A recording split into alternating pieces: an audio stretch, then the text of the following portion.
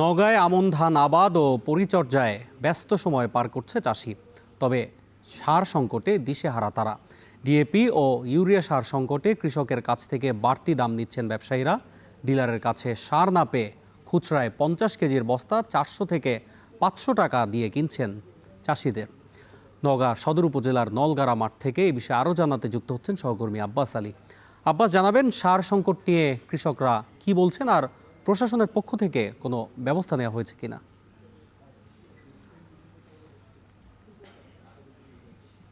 অন্যই আপনাকে জানিয়ে রাখি যে উত্তরের কৃষি প্রধান জেলা নওগাঁ এখন আমন চাষাবাদ এবং পরিচর্যায় ব্যস্ত সময় পার করছেন কৃষক। আপনাকে একটি বিষয় জানিয়ে রাখি যে এই জেলায় আমন মৌসুমে প্রায় 1,96,125 হেক্টর জমিতে আমন চাষাবাদ করা হবে। ইতিমধ্যে প্রায় 85% রোপণ কাজ প্রায় শেষ হয়েছে এবং জানিয়ে রাখি যে এই আমন মৌসুমে জেলাতে প্রায় 43,000 ৭৯ টন পর্যন্ত সারের চাহিদা রয়েছে এবং কৃষি অফিস বলছে যে যে পরিমাণ চাহিদা রয়েছে সেই পরিমাণ এই চাহিদার বিপরীতে সার সরবরাহ রয়েছে এবং এর মধ্যে সবচেয়ে বেশি যে সার প্রয়োজন সেটা হচ্ছে ইউরিয়া এবং ডিএপি। ইউরিয়া সরবরাহ পাওয়া গেছে 23,037 টন এবং ডিএপি সার পাওয়া গেছে 9,081 টন পর্যন্ত। যেহেতু বর্তমানে 4টি সারের মধ্যে অর্থাৎ আরো যে 2টি সার রয়েছে টিএসপি এবং এমওপি, তার মধ্যে ইউরিয়া এবং ডিএপি সারের চাহিদা সবসময়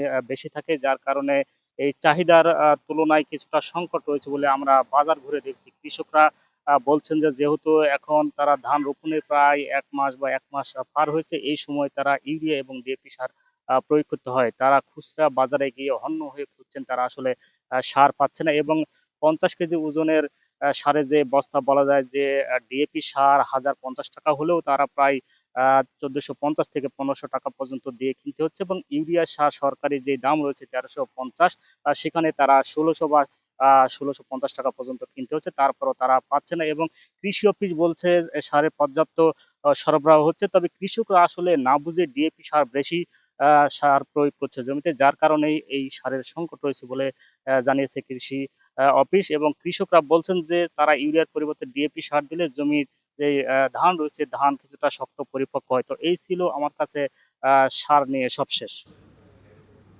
নওগাঁ থেকে যুক্ত ছিলেন সহকর্মী আব্বাস আলী।